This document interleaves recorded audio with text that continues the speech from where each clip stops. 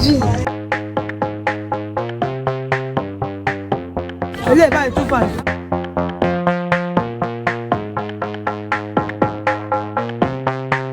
This is your father.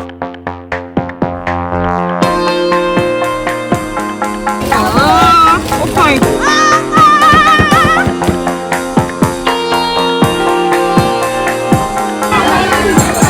It's letting me. And we're the G's. Yeah, G's. Okay guys, it's day 2, the deep day of the festival, and first of all we are going to the market. So we're going to do some, shopping. Market vlogs, yeah. So you want to see Emure Ekiti market vlog, and she will be taking us there. No, she's the one that cooked black catfish for us. Yes, catfish pepper soup. So we'll be going to check the market out. Rejoice. Yeah, Rejoice. Susan. Check Rejoice. Rejoice screen. Yes. And of course, Susan Adike on YouTube. Yeah. And don't forget to like, share, and subscribe. Subscribe to their channel, please. It's very important. This is Ato Lifestyle by G. Hey. And we're the G's. Yeah, G's. With Rejoice making it the G's. Yeah, G's. Oh, the G's. The what? Baba!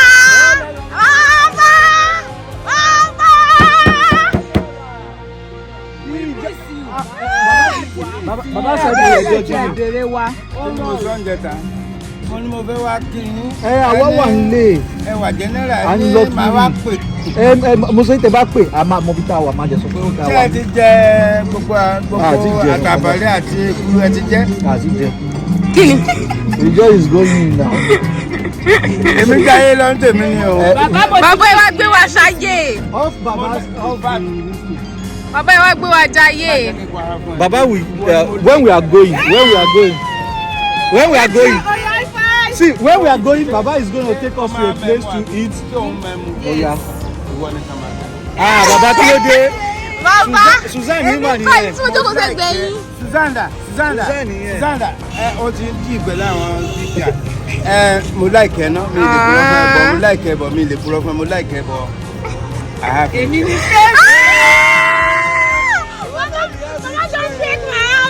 Baba just break my heart. Èmi fine girl. Yay. Wọ́n lọ sójà. Yes.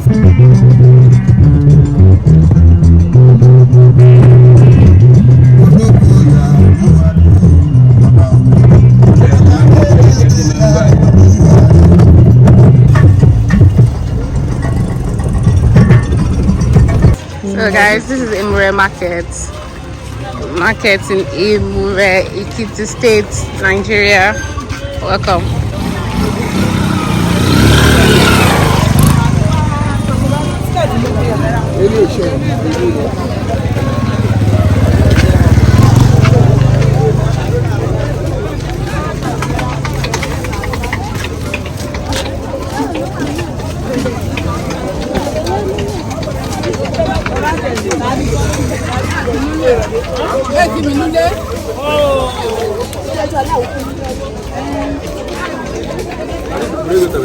Ó máa ń tàbí bí gògèrè àná.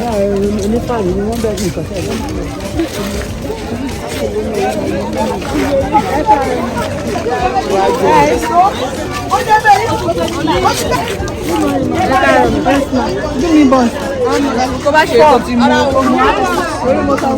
ọmọ mú lẹ bá mú ọmọ wà. Ẹ káàárọ̀. How much is this?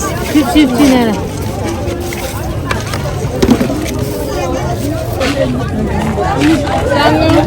Yawa. Everybody, well done. Let me see. No. This one is small. Ilé ìbáyìí tún fà. Which one? Ilé tún fà. About 2,000. Ná? 2,000. Dá mi rà. 2,000. Ẹ jẹ́ ń wo ìyẹn.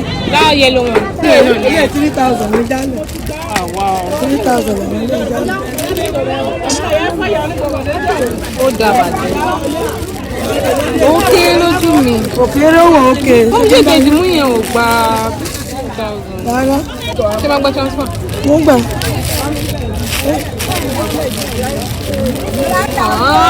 Ó fine. Ó wọ̀ òkè 2,500 kan mọ̀ ó ta pọ̀ sàárọ̀.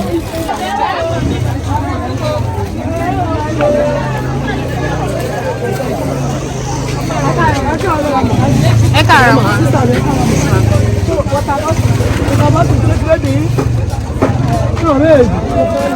Okay, mommy wá. No. Okay, ilé ìṣìdá. Mommy ẹ̀rọ mà 3,000 ni. Yes.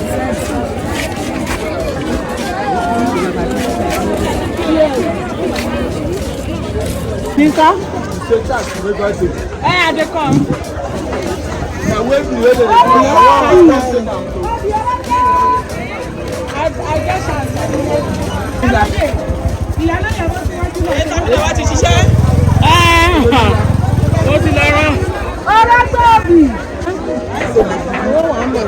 Kí wọ balance.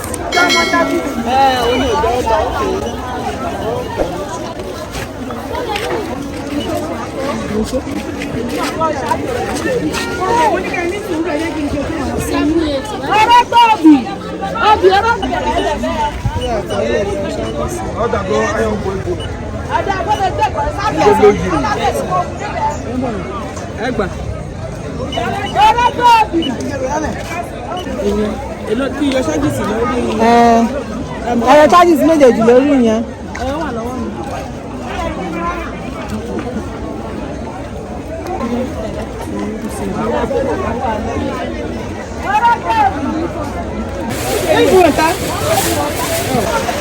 Ọdún tó ń ṣe wọn. Wá tí ló jẹ́ kó jọ máa.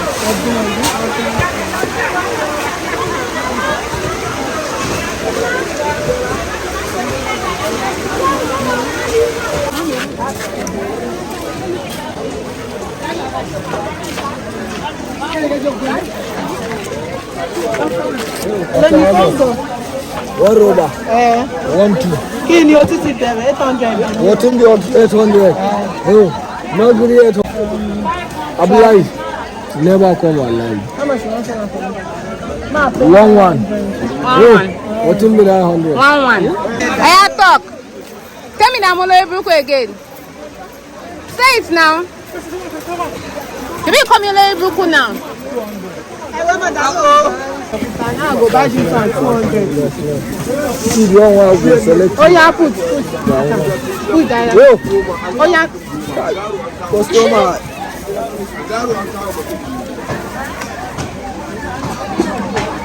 No worries. Kai.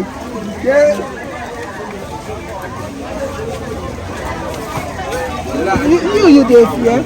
Ma give you your WhatsApp number. You want to give me your WhatsApp number? Yeah, no. Can you send me this video? Yeah, no, Alan. I go send you now. Ma give you. How much you my customer? I'll send it to you. Put it. Ma give you my WhatsApp number. Yeah, no, Alan. 09. What in the 200? 100 naira.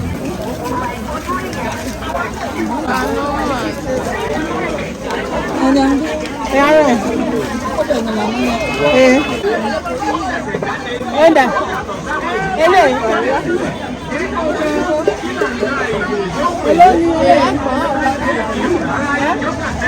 Ele ni Dayo.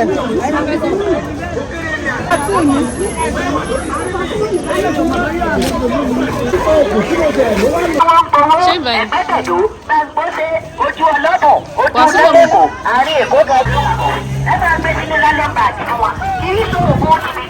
They threaten me.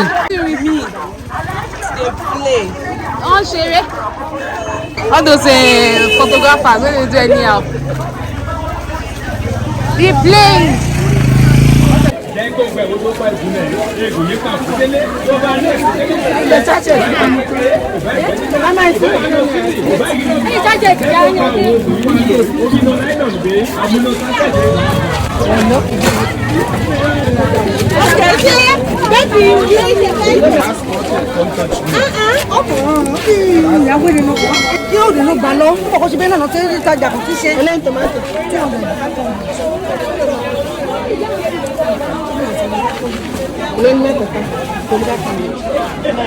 Yes, of course. Ah, yeah, man. All of it. Go to the round.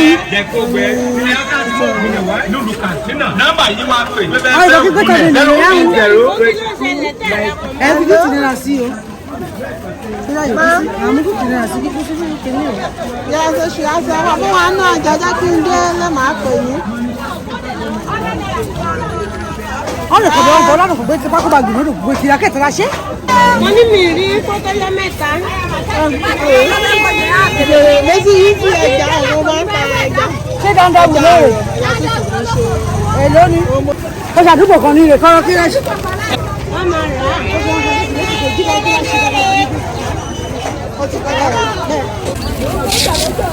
Ẹ̀yẹ́ nìkan fún mi wọ́n fẹ́ mú sílẹ̀ sílẹ̀. Ìdí papọ̀ sójú kan rí.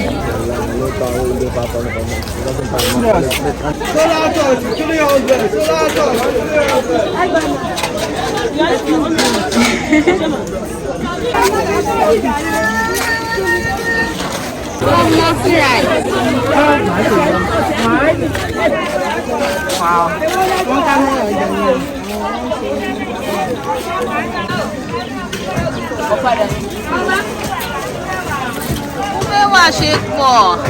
That's Ofada. This Ofada? Yes. Wow.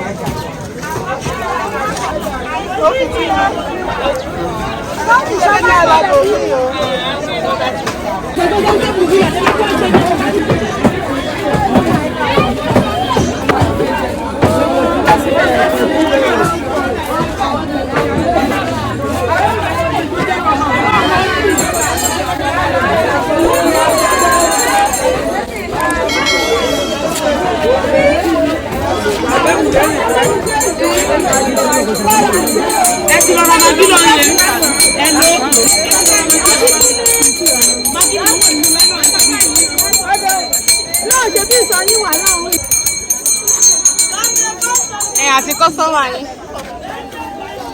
ẹ gbọ́dọ̀ ọ̀rọ̀ ọjà ń tà wọ́n báyìí.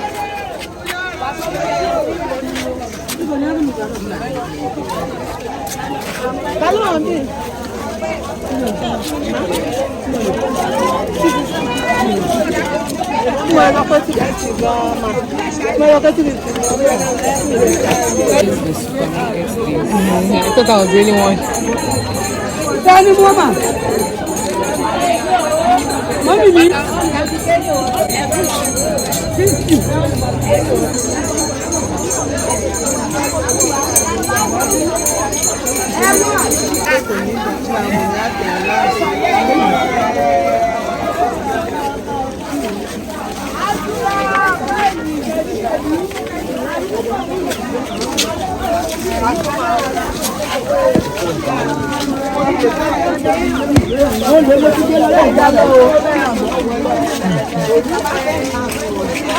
This thing they used to use this for. Some of them flavor ni. Medicinal. Àwọn ọdún mùkú ti dé o. Yes, my aroma.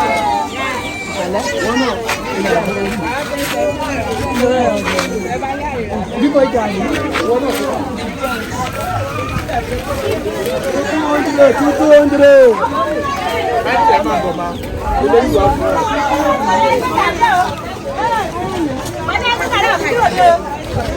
What is this?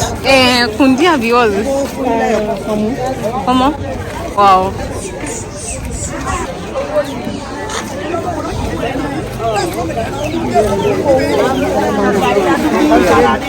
Yeah. Wow.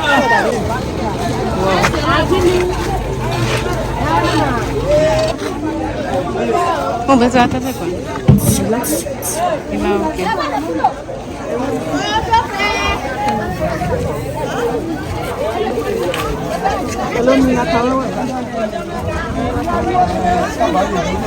Ìfẹ́ ìyá mi. Ìyá ta mi. Ata. Ẹ má wọ̀ ọ́ yẹ kọ̀kọ́ balẹ̀. Kò sọ ní tì. Ọjà yín là ń.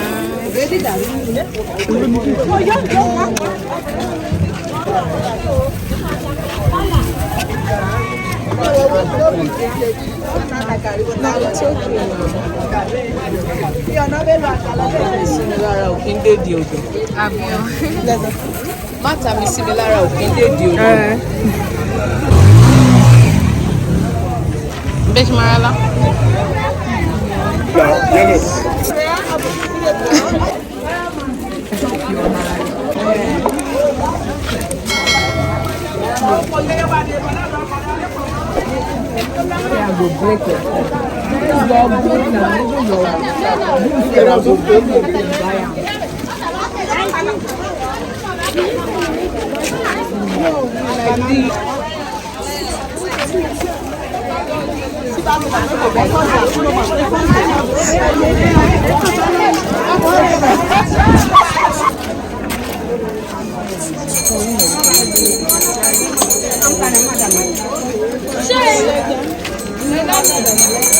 Ìmọ̀lẹ̀ tí a fẹ́ ní lára.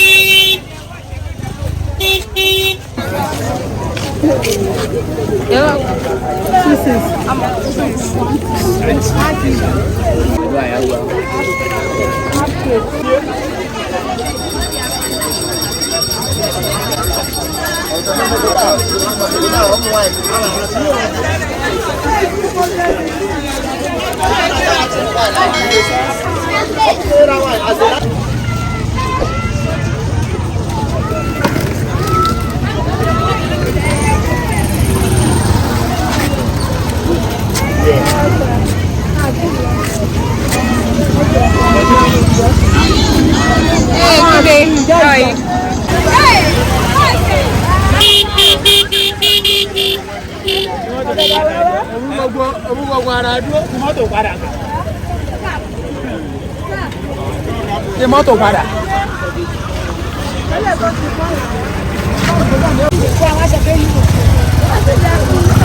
Pàdé mi. Alpha.